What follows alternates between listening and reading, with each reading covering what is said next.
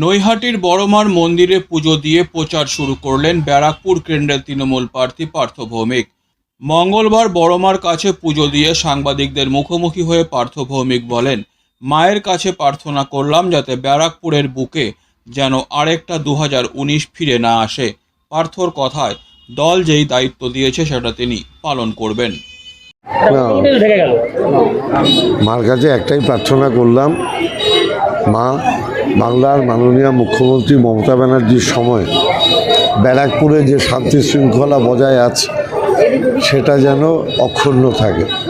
ব্যারাকপুরের বুকে যেন আর একটা 2019 ফিরে না আসে।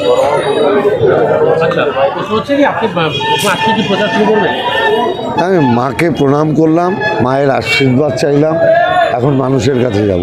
এখন আমি ইছাপুরের দেবীতলায় যাচ্ছি। এবার একটা প্রশ্ন করি, গতকাল আপনার কি প্রাক্তন সাংসদের বাড়িতে যাওয়ার কথা ছিল? না, ও তো জানে, ওর সাথে আমার কথা হয়েছিল।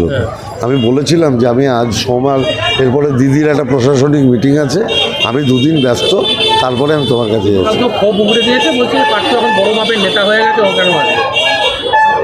না, এটা বলেনি আমার মনে হয়। না, এটা বলেনি। ও বলে Disclaimer. This channel may not promote any violent, harmful or legal activities. All content provided by this channel is meant for an educational purpose only.